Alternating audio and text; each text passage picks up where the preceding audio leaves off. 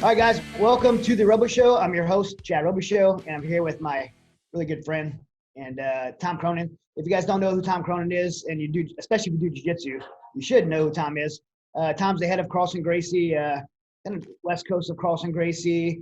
The school's in Temecula, amazing school. I used to when I lived there, I used to teach there with him, and still part of the team, the Carlson Gracie team. Tom has won 7 World Masters titles for Brazilian Jiu-Jitsu, which is a really big deal. Won Pan Championships 4 times, and I could go on and on. American Nationals. How many American Nationals have you won? 15. Yes, I mean he's pretty good at jiu-jitsu.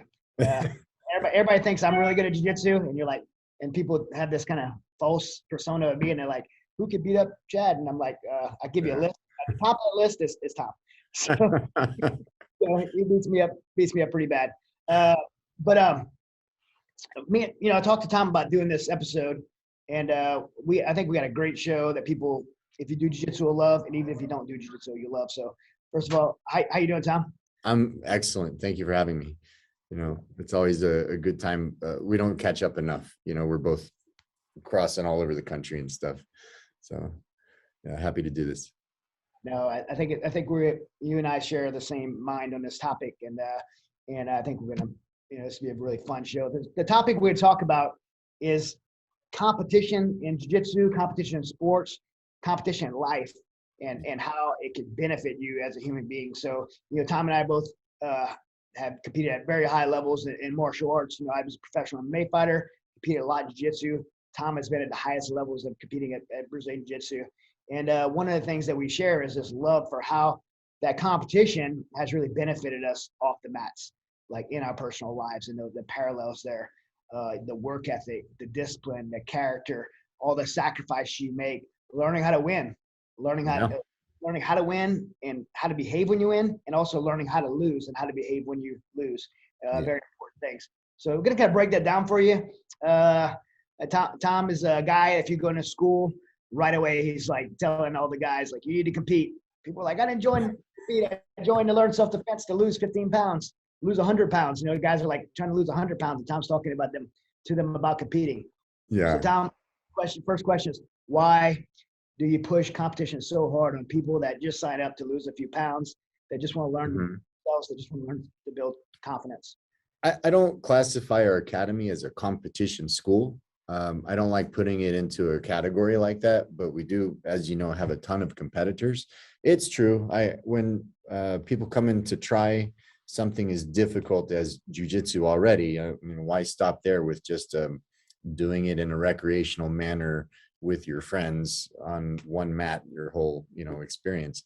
I tell them, at least try. I don't force people to compete. People ask me all the time, do I have to? I say no, but you should try. You're here already, right? You came to learn something that's already very challenging, so why go halfway? At least dip in the competitions once in a while and see, maybe you like it. A lot of people don't think they're going to like it, and they end up loving it. And I have a few students that who absolutely hate it, but they tried it, so I leave them alone and I say thank you.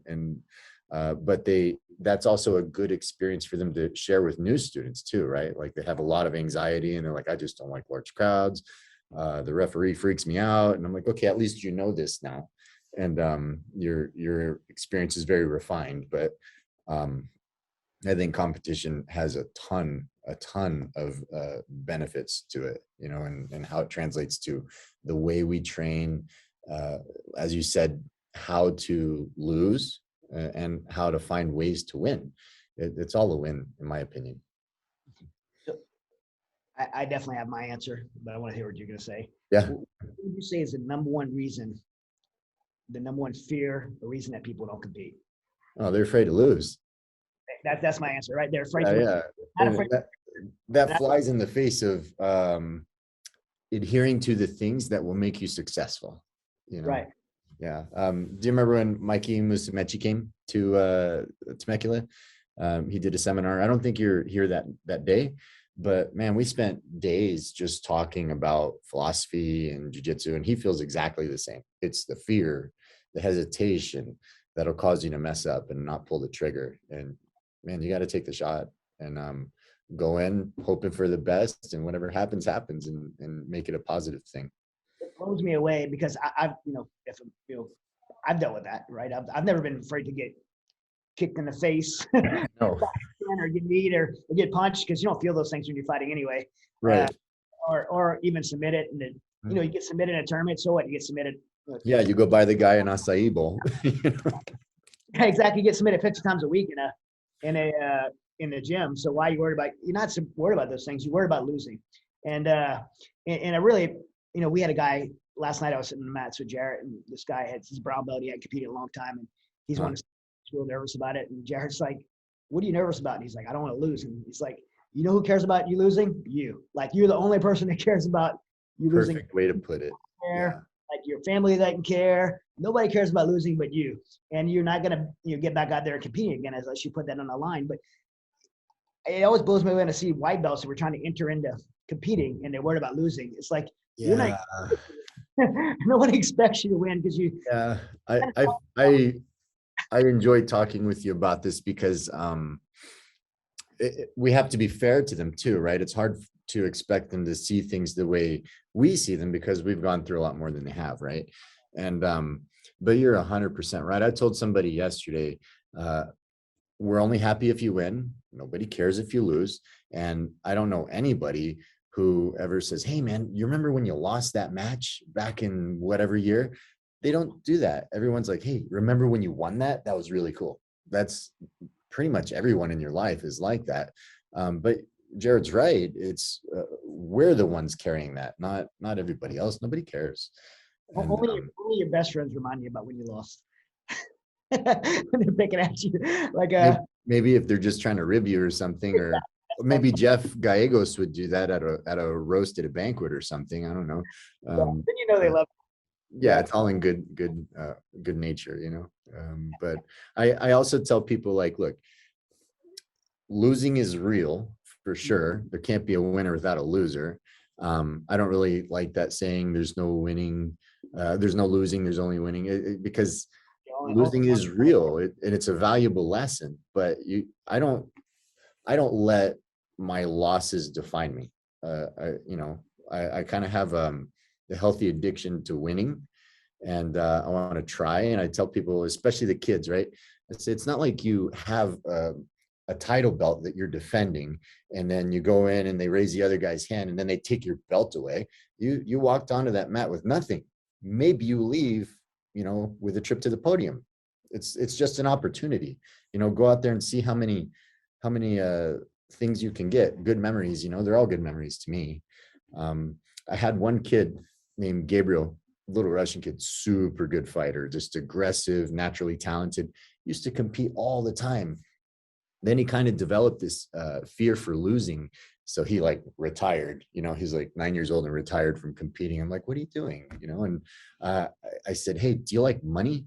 And he said, "Yeah." And I said, "So if I took a whole bunch of dollar bills and I threw them on the mat, and I said, you have 60 seconds to pick up as many as you can, but you can't keep any of them unless you get all of them, would you try?" And he's like, "Yeah." And I said, "Oh, well, it's the same thing, And I didn't. He asked me every day when I was going to throw that money on the mat. I never did, but it was a good analogy for him. Yeah, people put way too much focus on this imaginary air of invincibility and not losing, and then you start running from challenges, and that's not what works, for you. So yeah, the saying, I think the saying you were saying, you might not like this one. I think it's the one you were saying you don't like. I kind of like it. The saying, I think, was from Carlos Gracie Sr. that there's no losing in jiu-jitsu. You either win or you learn. Yeah, so you learn from losses, learn from everything. But I think that's just lost in translation. Make it a good experience no matter what. There's always a positive spin, even when you do lose. Here's the reality. I mean, when you go to a tournament and compete, it's single elimination. 50% of the people that show up are out. Half of the people, right, are out the first time. Yes. Second round, 75% of the people out. And and so that's the odds are stacked against you by just the math. And I think that, so I think competing, one of the things I love jiu-jitsu tournaments, but one of the things I love about wrestling, the sport of wrestling, is that it's broken up in these like 4-year increments. And so you get this season when you're like crushing everyone, you're beating everyone. Yeah. Like, you know, you make it through middle school and you're like in 8th grade, and you're beating everyone, and you're like, think you're a stud. And then you go to your 9th grade year and you're at the bottom of the pack again. And you spend the whole season, every now and then there's kind of wins, but usually that 9th grade year, yeah.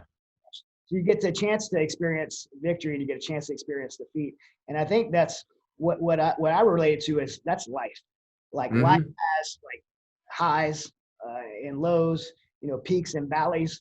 And you really have to, if you can't navigate your failures in life, it doesn't matter how successful you are. If you can't navigate your failures in life and rebuild yourself when you fall on your face, you're be a short life. You're never gonna become like the people we're supposed to be. I mean, as a person of faith, you know, I'm like a strong person of faith. I think this is like the Christian life. Like it's the fact that, you know, people, you know, look at God and think, why would God allow me to go through these things? You know, I think God He allows us to go through these things to build us and define us and to push us into the fire. And through that, we're coming out of the side stronger and more capable and of doing great things and be able to pass lessons on to the people behind us. If you have a silver spoon in your mouth your whole life, you're never going to be able to have a lesson to pass on to anyone else behind you. Never. And people like to defer blame, right? But it's true. I tell people that there's a heck of a lot of character building that takes place in competing. And we just had the police and fire games in San Diego last weekend. I was surprised we had a lot of students make the trip, and the school was well represented. And there was a first-time student there, and she was super nervous about competing, and she did good. She didn't win, but I told her, you know, she was like, I really, really don't want to lose kind of mentality.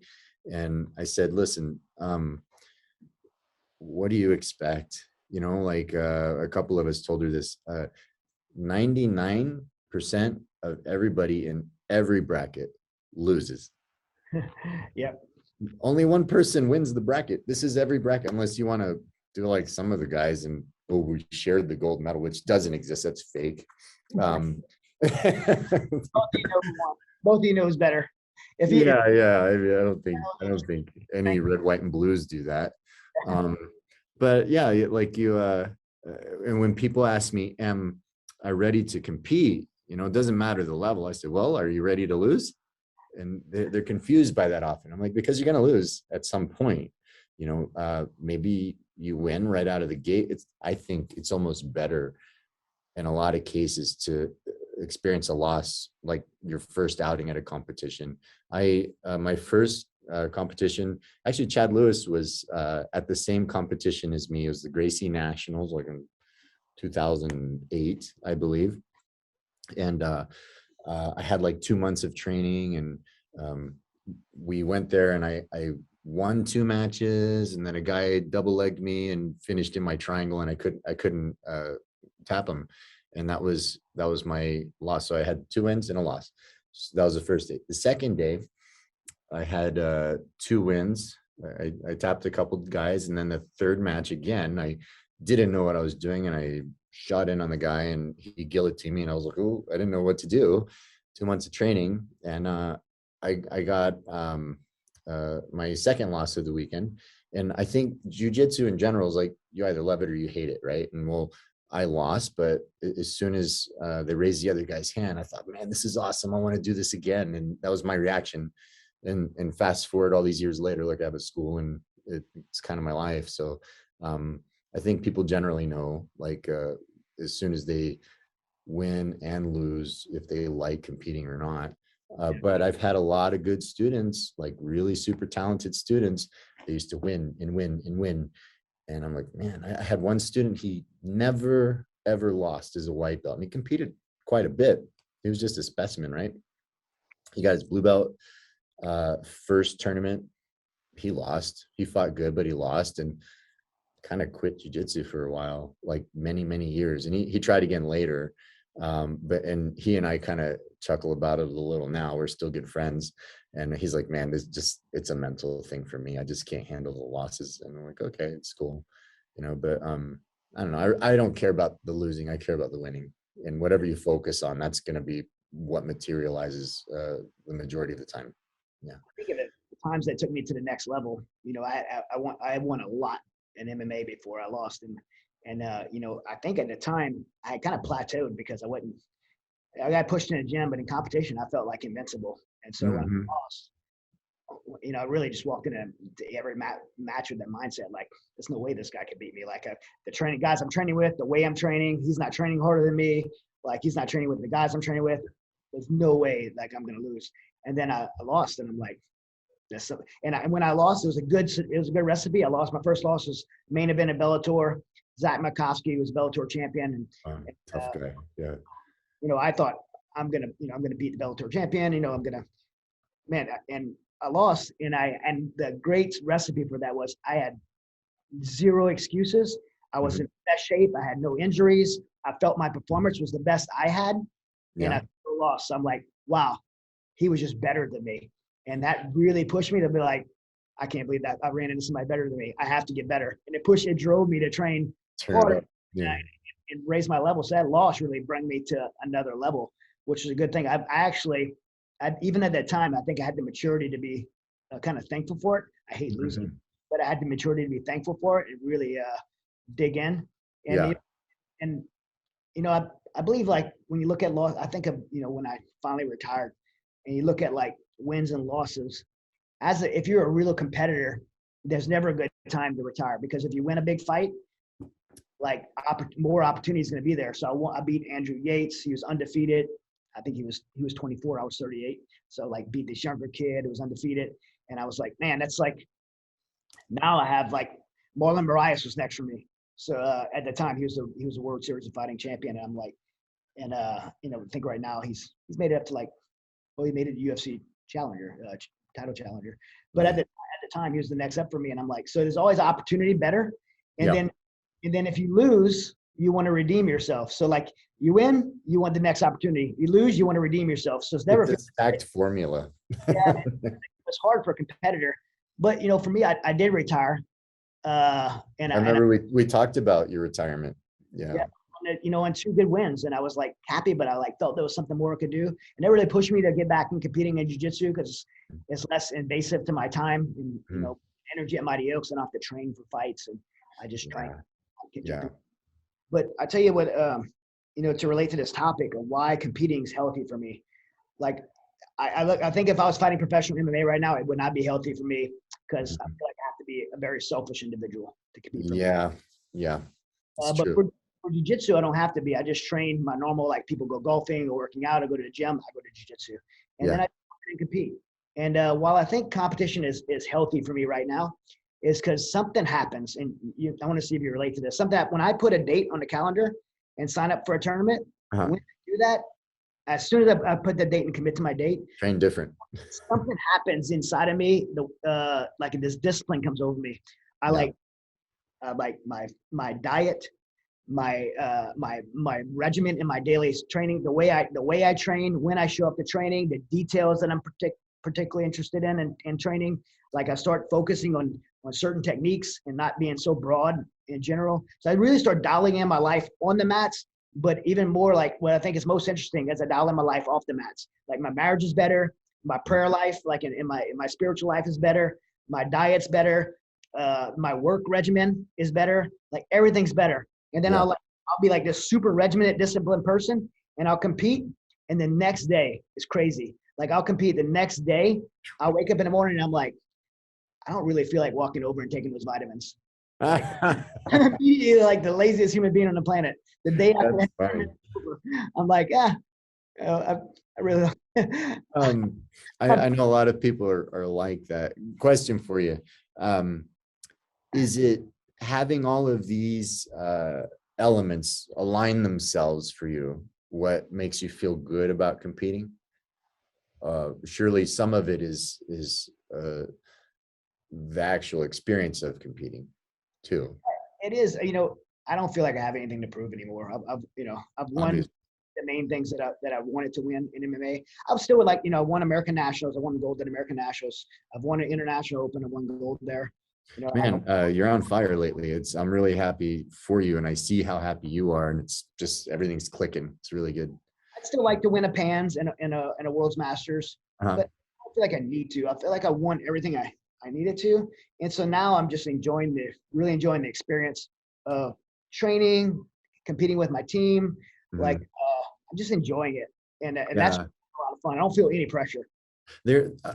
That's where I'm at too, right? Like I think the way I feel about competing over the past few years has shifted. Like a couple of years ago, I decided to be selfish and compete for me, and I did like a ton of IBJJFs, and I pretty much won all of them. I think one of them I didn't. Yeah, one of them I didn't win, but it was a great year for me, and I was often traveling by myself just to go compete. So for me, I was like, okay, I can do that anytime I want, right? But I don't really want to focus on myself. I want to focus on the students a lot. So now competing for me, it's just fun. I'm not gonna lie, whenever I sit in the bullpen, I still want to really beat the guy. And I don't even look at who's in my division, really. I just want to make sure I have people to fight, and maybe like the day of or something, I'll like look the guy up if I don't know him, just to see his game. Like, is he a takedown artist? Is he a guard puller? And just strategize just the first exchange and nothing more. I don't overplan, but I don't look for the first match either. Yeah, it's gonna be fun no matter what. So yeah, I like it. So I think that's the best reason to do competitions, is because you can find a way to make something so challenging fun, and no matter what, you're going to come out better, for having done it. I think too, we put so much of our personal lives on and time into the training. You kind of want to just where you are, and to me, it's like a test of like, I worked really hard, I'm training hard. Let's see where I'm at against my peers. Jiu-Jitsu gives you opportunity to compete against your peers in the divisions and stuff like that. Absolutely. Like when I got my black belt, everybody I fought was a black belt before I started training. So it was fun. And I've been able to, pull off some wins against people that I know are better than me, just by using my brain and, trying to not let them get into the game they wanted, like putting them on their bad side of their guard play and stuff like that. But that's the fun chess match to me. And yeah, I don't know. Have you ever had this happen? I like this. When I was, I think, a purple belt, and we didn't really have a resident black belt for a while. It was just me and a couple other students running things. We went and did a competition up in Anaheim, and we were all just kind of winging it. We didn't really have a leader, a team captain. So I kind of filled the role, but I was fighting on a mat, and I look over in the next mat, Orlando's fighting, and I'm like coaching him while I'm fighting, right? And then the next mat over there, like Amber's fighting or something. And it just felt really cool. Like we were all on the field of battle, like in a medieval exchange, and this group gang battle kind of thing. It was cool. I really liked that camaraderie of it. Like we're all going at it at the same time. Yeah, I love that when you're competing and you're running you like compete and you hurry up and run the next match to coach. Yes.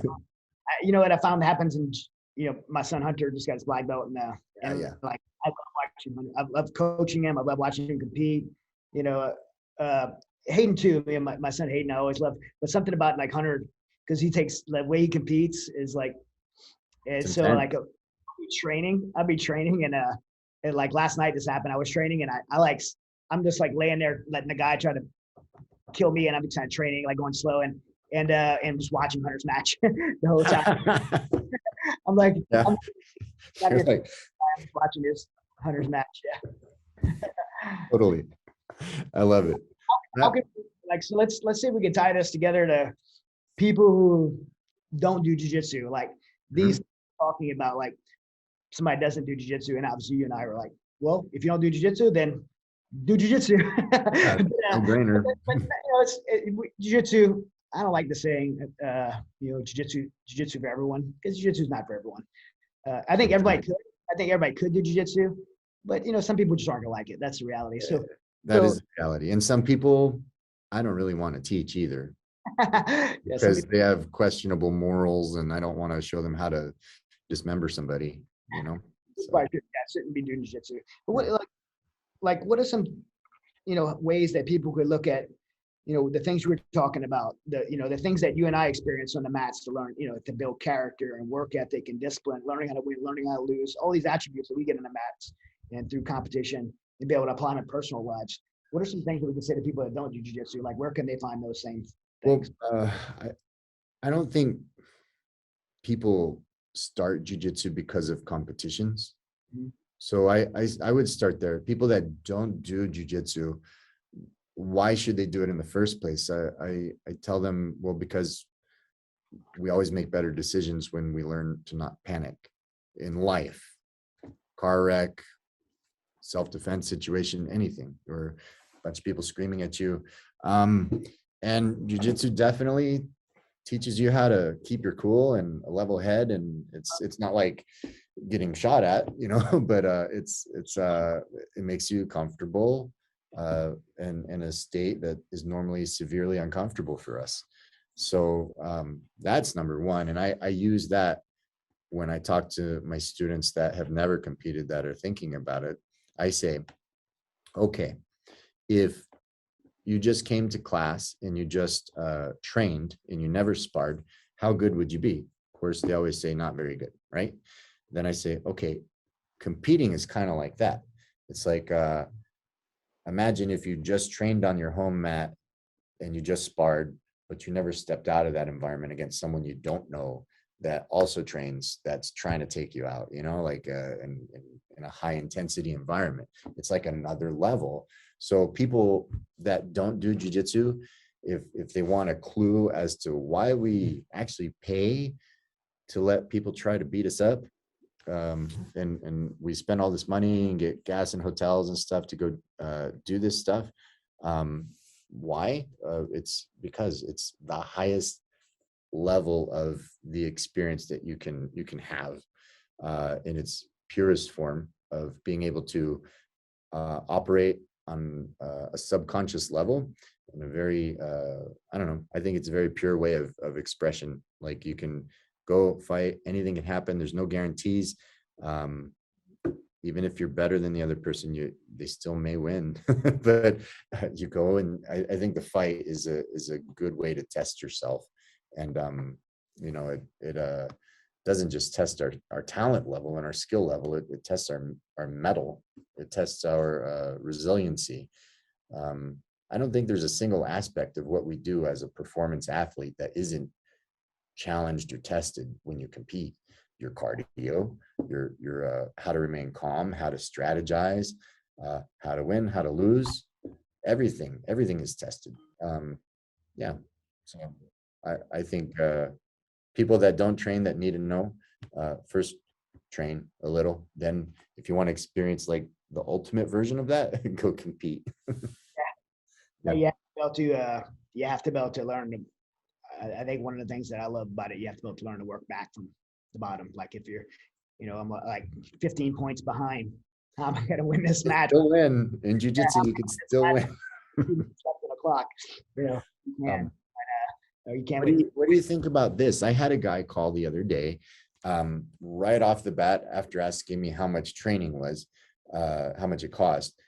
He said, are you guys a tournament school, or do you actually teach self-defense? And I just chuckled and I said, well, so you have no experience, obviously. And he said, no. I kind of just gave him a nice, polite version of like, don't believe everything you read on Reddit, or I let him know to come in and try. And by the end of the conversation, he was of the mindset that, I kind of have no business thinking that I'm going to win a street fight if I can't even like win a tournament, a match that's supervised with an official with some points and a clock against another white belt. Yeah. So, what the Mignal brothers, right? They're like kind of like, pretty frail looking kids, and all they do is tournament jiu-jitsu. I'm pretty confident they can defend themselves in a self-defense situation. Yeah, absolutely. So I mean, but I laugh all the time at this stigma. I don't see Yeah. a difference between, this is just me personally, okay? I don't see the difference between a right cross or kick to the groin or a guillotine. To me, it's all physical application, right? And I also don't see sport versus self-defense. I know some people make this argument, but to me, it's all learning and it's all application, and it all has its own use in its own time. But generally, I know that most people that hate on sport jiu-jitsu would probably get mauled if they tried it. It's easy to, be a keyboard warrior. And most of these guys that say, oh, I do real jiu-jitsu, I don't do sport jiu-jitsu. They're like carrying a spare tire and telling other people how great they are without actually doing anything. It doesn't take a rocket scientist to figure out, oh, I don't want to get punched in the face if that's on the menu. But I would 100% put my money, if you took a self-defense blue belt and an adult IBJJF blue belt and you told them to fight on the street with no weapons, I'd put my money on that competitor. Yeah. You'd agree? Yeah. Absolutely. Their timing's good. They're used to being in like very challenging situations. Their jiu-jitsu, and they're probably athletic versus the other guy. He's never even sparred. I don't know. We know there's fights, fist fights, grappling. It comes down to composure. Composure. Yeah, good way of putting it. Yeah. So, but who's going around getting in street fights every day without getting arrested anyway? Yeah. Good way to stay busy. Go compete. Yeah, I've been competing my whole life, and I've managed to stay out of street fights. Mm-hmm. So I think the more you experience with in a combat sport as a hobby, as a very serious hobby, the more you're involved in that, the less likely you are to get in street fights, because you're going to be staying. I don't want to be in a street fight. Neither do I. I know how dangerous it is, how somebody can get lucky, or I know what I may have to do to someone, which is I don't want to have to do to someone. So I'd rather avoid those situations than you really haven't hurt someone. Same. I had a mom with two like college age daughters come in Monday. She had called a month before and said, yeah, I want to set up like a self-defense class. And I was like, what are you looking for? You want to come in and try like a trial class? Absolutely. She said, no, I know sometimes at the rec centers, they'll teach, the city will put on a class or something. And I got, two girls in school, and I politely told her a class isn't going to do it. you have to do more than like a 1 hour session and think you're good. And she kind of like was steadfast on her position on it. No, I want to do one class. And so I let her come, very revealing for them. And I asked them to demonstrate things that I showed them, and they couldn't remember anything, of course. And they had a great time. And the one thing they learned that they could actually retain walking out of there was that they don't know anything and they probably need to do it. So I encourage them to go find training wherever they are and do it regularly. Otherwise, it's kind of pointless, But I conveyed to them, like, I don't want to get in a fight, and that if you choose to stay and fight, you're not going to come out of it unscathed, even if you are experienced. You're probably going to get bitten or take some shots, or it might be minimal, but it's not a free exchange. So yeah, they might have buddies, they might people you don't even see, stuff like that. Yeah, 100% agree. Mm-hmm. We have to wrap it up, but I want to make sure everybody knows you have a super open door policy for anybody, any team to come train. That's one of the things I always love about your school, about Carlson Gracie schools in general, is that open door policy to come in and enroll. Great school, a lot of tough guys. If you're ever in California, definitely go wherever you're at in California, make the trip to go visit Tom. Where can people find you? We're on the web, carlsongracietemecula.com. We're actually in the city of Murrieta, though. We're on Instagram as Carlson Gracie Team. And we don't charge mat fees. We love visitors. You can wear your whatever patch as long as you're wearing a jiu-jitsu gi, if it's a gi day, and come with a good attitude and have fun. And tell all your friends, you know. And I'll be there, I think, in 2 weeks or so. Yep. 2 weeks. I miss you. Let's get together. Let's train. Yeah. Awesome, brother. All right. Well, hey, thanks so much, guys. Thanks for tuning in, and definitely check Tom out if you're ever in California. All right. God bless.